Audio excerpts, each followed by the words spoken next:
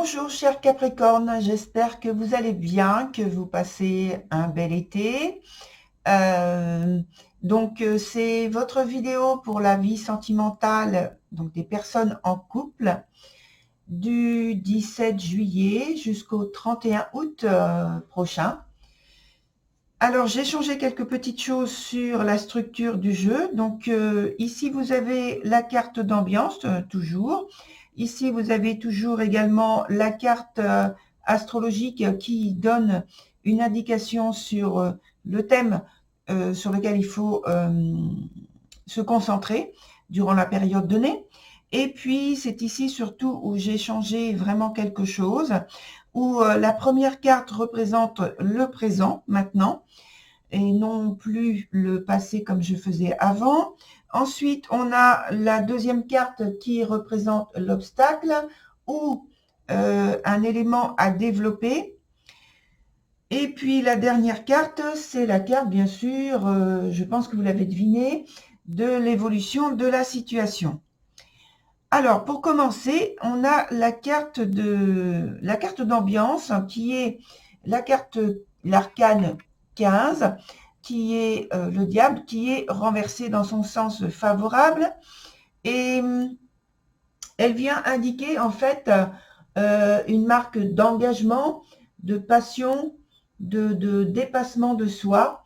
Et je pense qu'on peut dire que dans ce cas-là, on veut se surpasser, on veut être digne de ses engagements, on veut... Alors ça me plaît beaucoup parce que avec la suite du jeu, on va voir que ça colle très bien. Donc on veut presque décrocher la lune. Et donc la carte astrologique, c'est la carte 12. Alors non, on ne parle pas de lune dans ce cas-là, mais on peut parler de vraiment d'une très grande ouverture dans le sens dans la direction de la spiritualité, dans le don de soi, dans l'esprit que l'on met en commun, donc dans l'échange, dans le lien du couple, pardon.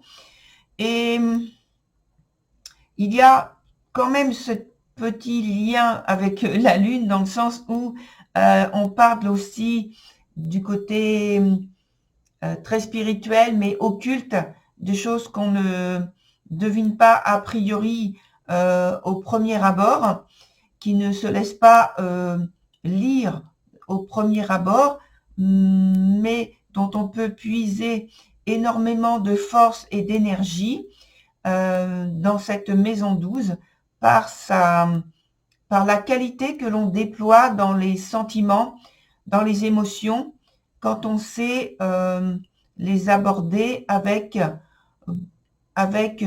sagesse. Voilà. Donc ensuite, on passe à la carte du présent qui parle à travers la carte de la persévérante dans votre jeu. Et cette carte de la persévérante, elle parle d'une très grande motivation, de dépassement de soi.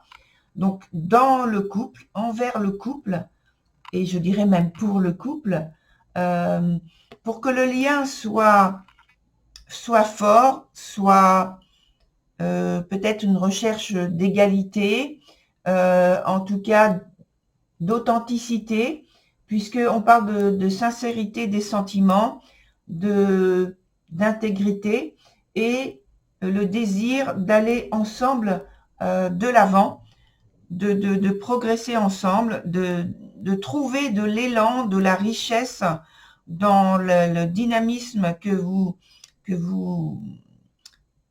mettez en commun pour que votre couple s'épanouisse le plus possible.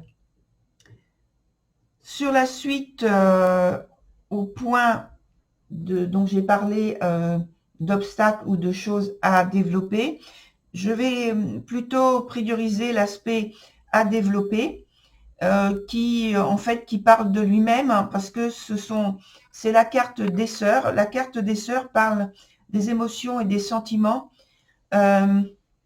qui sont déployés dans l'épanouissement d'un lien ou d'une alliance.